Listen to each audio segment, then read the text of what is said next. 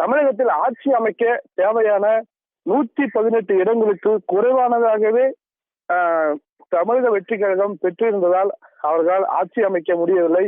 ஒரு முறைக்கு இருமுறை ஆளுநரை சந்தித்து ஆட்சி அமைக்க உரிமை கோரியும் ஆளுநர் முழு பெரும்பான்மையை நிரூபித்த பிறகு ஆட்சி அமைக்க அழைக்கிறேன் என மறுத்துவிட்டார்.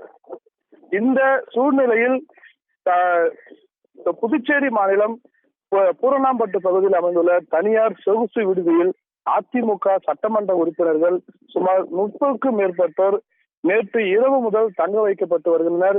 இந்த சூழலில் இங்கு முன்னாள் அமைச்சரும் முன்னாள் சட்டத்துறை அமைச்சரும் அதிமுக நிர்வாகிகள் ஒருவருமான சி.வி. சண்முகம் மற்றும் முன்னாள் அமைச்சர்களான OS மணியன், தோப்பு வெங்கடாச்சலம், முன்னாள் அமைச்சர் SP வேலுமணி ஆகியோர் ஆணைக்கிணங்க ஆகியோர் தலைமையிலும் ஒரு சில ஆணைக்கிணங்க ஏராளமான அதிமுக சட்டமன்ற உறுப்பினர்கள் இங்கு தங்க வைக்கப்பட்டுள்ளனர். இந்த அதிமுக சட்டமன்ற உறுப்பினர்கள் தங்க வைக்கப்பட்டு வரும் நிலையில் அதிமுக திமுக இணைந்து ஆட்சி அமைப்பு ஒரு சில தகவல்கள் கசிந்த நிலையில் தமிழகம் முழுவதும் உள்ள அதிமுக தொண்டர்கள் ஏராளமானோர் புதுச்சேரியில் குவிந்து வருகின்றனர். குறிப்பாக இந்த பூரணகுப்பம் பகுதியானது தமிழகம் புதுச்சேரி எல்லையான கடலூர் மாவட்டத்திலிருந்து கிட்டத்தட்ட 2-3 கிலோமீட்டர் தொலைவில் மட்டுமே உள்ளது. இதனால் ஏராளமான தொண்டர்களும் கட்சியின் நிர்வாகிகளும் இங்கு பூரணகுப்பம் பகுதியில் நிரம்பி வருகின்றனர்.